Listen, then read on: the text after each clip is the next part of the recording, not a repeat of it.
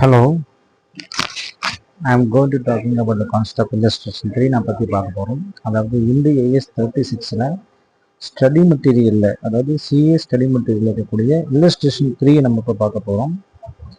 ரொம்ப ஈஸியான சம்மு, but understand பண்ணிக்கலாம், ஈஸியான அண்டர்ஸ்டாண்ட் பண்ணிக்கலாம். Mars Limited gives the following estimates for cash flow relating to property, plant and equipment on 31st March 2014. The discount rate is 15%. அதாவது Mars Limited வந்து estimated cash flow, அதாவது ஒரு property plant and எக்யூப்மெண்ட்டோடைய future cash ஃப்ளோவை கொடுத்துருக்குறாங்க. 2014, 15, 15, 16, 16, 17, 17, 18, 18, 19 இந்த வருஷம் இன்னைக்கு எவ்வளோ கேஷ் இன்ஃப்ளோ உள்ள வருதுன்னு சொல்றாங்க. ரெசிஜுவல் வேல்யூ 2019 அன்னைக்கும் சொல்லிட்டாங்க 500 ரூபாய். அந்த property plant and equipment was purchased 1/4/2011 20 லேக்குக்கு வாங்குறாங்க. அதோட யூஸ்ஃபுல் லைஃப் வந்து என்ன ஆயிடுச்சு, 8 இயர்ஸ் சொல்றாங்க. Residual value at the end of the year is 500 lakhs. Fair value less cost to disposals is 10,000 lakhs. Calculate impairment loss if any on the property, plant and equipment. Also calculate the revised carrying amount and the revised depreciation of property, plant and equipment. So இப்போ நம்ம கண்டுபிடிக்க போகிறது வந்து impairment loss. சரி, impairment loss அப்படின்னா என்ன அப்படின்றதுக்கு simple, நம்ம எல்லாத்துக்கும் தெரியும். இம்பேர்மெண்ட் லாஸ்னா என்ன, ஃபார்முலா இருக்குதா இல்லைங்களா? என்னது, ரிட்டர்ன் வேல்யூ. அதாவது கணக்கில் என்னைக்கு கேட்குறாங்க, கணக்கில் ரொம்ப முக்கியமான விஷயம் வந்து பார்த்தீங்கன்னா, calculate impairment loss if any on property plant என்னைக்கு அதுன்னு தான் வந்து. அப்போ 31/3/2014 அன்னைக்கு தான் கேட்குறான்.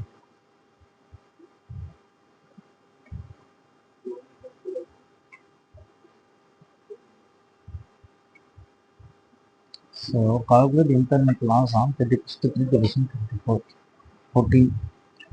அப்போ நம்ம மெஷின் வாங்கினது வந்து ஃபஸ்ட்டு ரிட்டர்ன் வேல்யூ கண்டுபிடிக்கணும். ரிட்டர்ன் வேல்யூ ஃபஸ்ட்டு நம்ம கண்டுபிடிக்க வேண்டியது ஃபார்முலா தானே. ஃபஸ்ட்டு இம்பேர்மெண்ட் லாஸ்க்கு என்ன ஃபார்முலா, இம்பேர்மெண்ட் லாஸுக்கு ஒரு ஃபார்முலா நான் ஃபஸ்ட்டே சொல்லியிருந்தேன், அதை மறந்துடக்கூடாது யாருன்னு. S, carrying amount. ஃபஸ்ட்டு என்ன சொன்னோம், carrying amount minus recoverable amount, இதுதான் ஃபார்முலா. இதுக்கப்புறம் வந்த ஆன்சர் தான் என்னது, இம்பேர்மெண்ட் லாஸ். அப்போ first what is carrying amount. அப்போ நம்ம கேரிங் அமௌண்ட் கண்டுபிடிக்கிறதுக்கு ஃபார்முலா ஃபஸ்ட்டு என்ன, கேரிங் அமௌண்ட் ஆன் 31/3/2014. பட் 1/4/2011 தான் நீங்கள் வாங்கிக்கிறீங்க. National value 20 lakhs rupees. Useful life வந்து எவ்வளோங்க, 8 இயர்ஸ். 8 இயர்ஸ்னால் உடனே நம்ம என்ன செஞ்சிடணும், பெட்ரோல் வகுக்கணுமா, கிடையாது.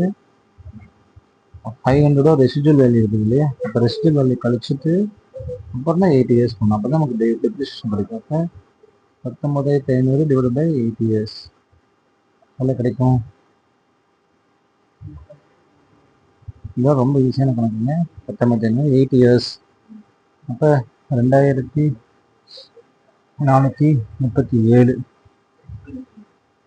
2,437 தானே, 2,437.50 அப்படின்றது ஒரு வருஷத்துக்கு. இது வரைக்கும் எத்தனை வருஷம் பாஸ் ஆயிடுச்சு, 2011 31/3 2012, 31/3 2013, 31/3 2014. ஸோ 1 2 3 இயர்ஸ் பாஸ் ஆயிடுச்சு இல்லைவா. 3 இயர்ஸ் எவ்வளோ இருந்திருக்கும், இன்ட்டு 3. ஸோ 7,312. அப்போ 20,000 இருந்து இந்த 3 வருஷத்துக்கு சேர்த்து தான் எவ்வளவு, 7,312.50. ஸோ ஹவு மச் அப்படின்னு பார்த்தீங்கன்னா -20%, 12,687 ரூபா 50 பைசா அப்படின்றதுனா written down value as on 31st 3 2024. அப்போ நமக்கே கிடைச்சிருச்சு அமௌண்ட் எவ்வளோங்குது. இதை நம்ம அழிச்சிடலாம். என்ன சொல்லிடுறோம்,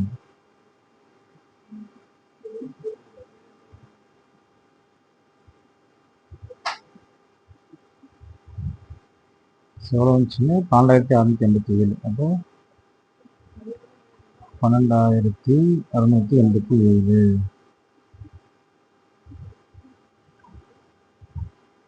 மைனஸ் ரெக்கவரபிள் அமௌண்ட் இல்லையா. ரெக்கவரபிள் அமௌண்ட்டுக்கு சில கண்டிஷன்ஸ் இருக்குது, என்ன பார்ப்போம். ரெக்கவரபிள் அமௌண்ட்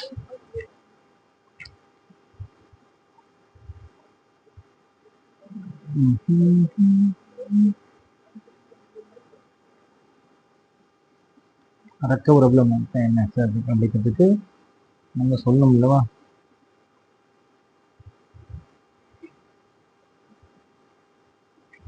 ரெக்கவரபிள் அமௌண்ட் என்ன, ரெண்டு வரணும். வேல்யூ இன் யூஸ் அல்லது fair value less cost to sell. இதுதான்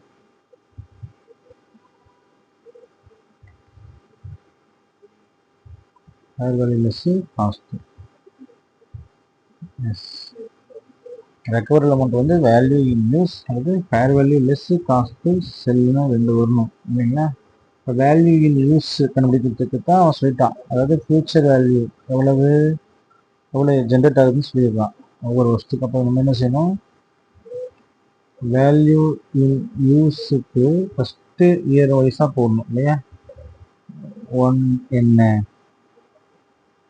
14, 5, 15, 16, 16, 17, 17, 18, 18, 19. எத்தனை வருஷம் மொத்தம், 5 வருஷம். 15, 16க்கு எவ்வளோங்க, 2000 லேக்கு. அப்போ 2000 லேக். அடுத்தது 3000 லேக். அடுத்தது 3000 லேக். அடுத்தது 4000 லேக். அடுத்தது 2000 லேக். இங்கே போட்டுக்கலாம் பாருங்க, 2000, 3000, 3000, 4000, 2000. அப்போ ஒரு 500 ருபீஸ் இருக்குது. அதனால ரிவைஸ்டு. அப்போ அது 18, 19 ரிவைஸ் இல்லை, கடைசியில் வாங்கக்கூடிய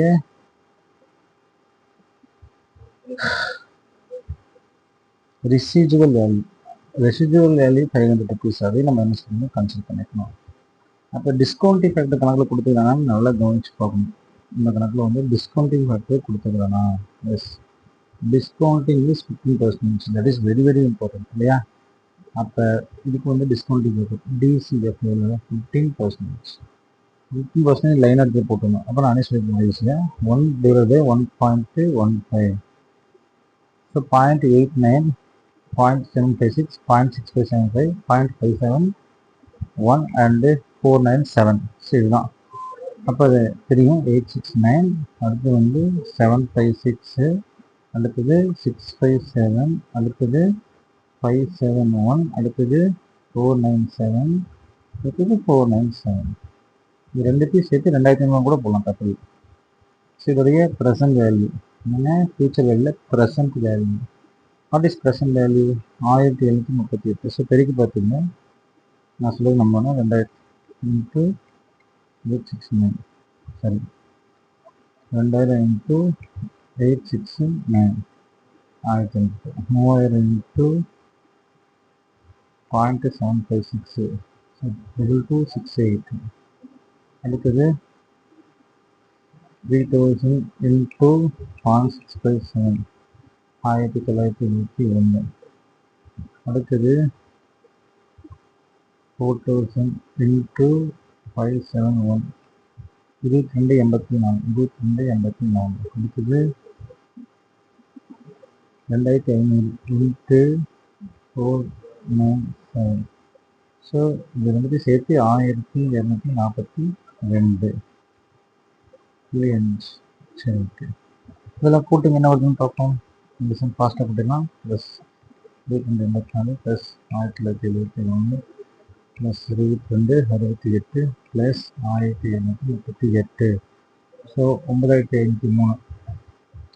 திருப்பி கூட்டலாம்.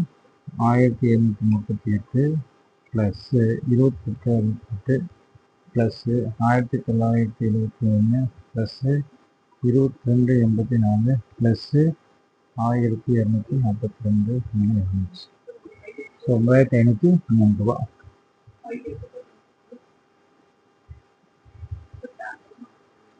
சரி, இதான் ஆன்சரான்னு கேட்டால் எஸ், இதான் ஆன்சர். இது இந்த 9503 ரூபா வச்சுக்கோங்க, இதான் வந்து வேல்யூ இன் யூஸ். அடுத்தது என்ன சொன்னால் fair value less cost to sell இல்லையா, அது கண்டுபிடிக்கணுமா இல்லையா, அதை கணக்கில் கொடுத்துருப்பான் பாருங்க. Fair value less cost to disposal எவ்வளோ கொடுத்துருக்கான், 10,000. So whichever is higher தானே வரணும், விச் எவர் இஸ் ஹையர்னாவே என்ன தான் 10,000 தான். ஸோ அதுதான் ரெக்கவர் அமௌண்ட் எடுத்துக்க முடியும். வாட் இஸ் ரெக்கவர் அமௌண்ட்டு, 10,000 இல்லைங்களா. அப்படி எடுத்து பார்க்கும்போது இம்பேர்மெண்ட் லாஸ் அப்படின்னு செஞ்சிடலாம், இந்த ஈஸியாக கண்டுபிடிச்சுனா. அது 2687.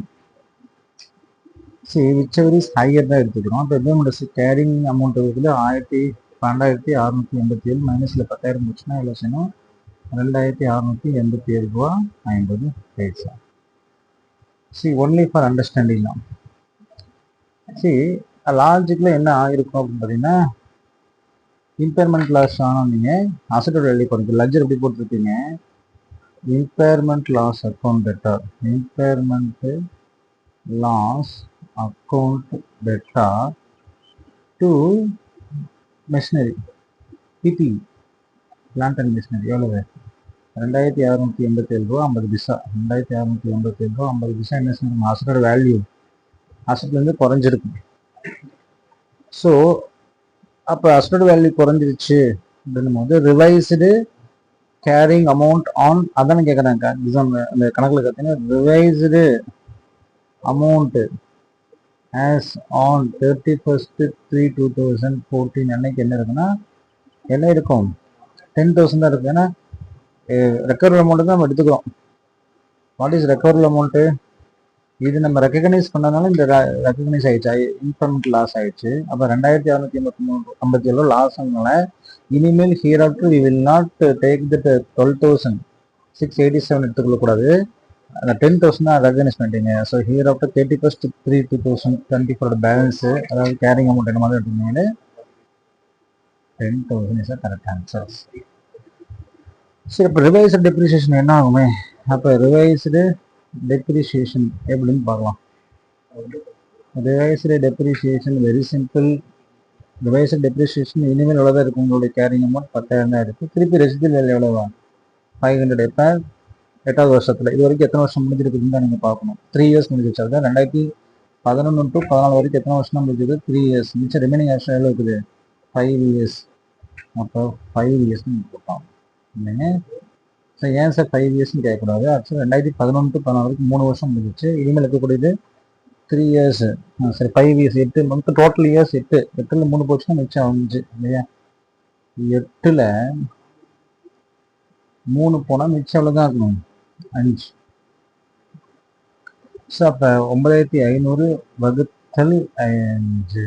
அப்போ 9,500 வகுத்தல் 1,900. அப்போ டெப்ரிசியேஷன் பெர் ஆனம் வந்து 1,900 ரூபா பெர் ஆனம். ஃபஸ்ட்டு எவ்வளோ இருந்துச்சு, 2,587 ரூபான்னு நினைக்கிறேன்.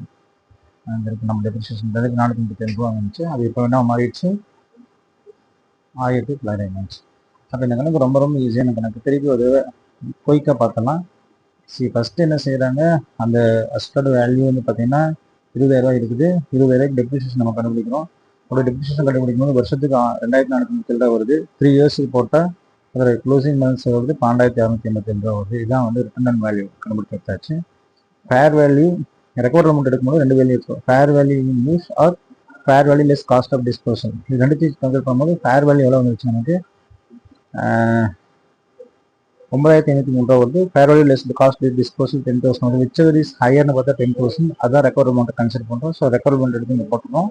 ஸோ அப்படி பார்க்கும்போது 2,687 ரூபா 50 பைசா வந்துருக்குது. அப்போ 2,687 ரூபா 50 பைசா அப்படிங்கிறது வந்து பார்த்தீங்கன்னா இம்பேர்மெண்ட் லாஸ் அப்படின்னா நீங்கள் அதை ரெக்கக்னைஸ் பண்ணியாச்சு. அப்போ ரெக்கக்னைஸ் பண்ணியாச்சுன்னா here after revised carrying amount எவ்வளோ தான் சொல்கிறாங்க, 10,000 தான் சொல்கிறாங்க. அதுக்கு ரிவைஸ்டு டெப்ரிசியேஷன் 1,900 ரூபா. ஸோ இதுதான் இல்லஸ்ட்ரேஷன் 3ல் கேட்ட கணக்கு. ரொம்ப ஈஸியான லெசன். தேங்க்யூ ஃபார் வாட்சிங்.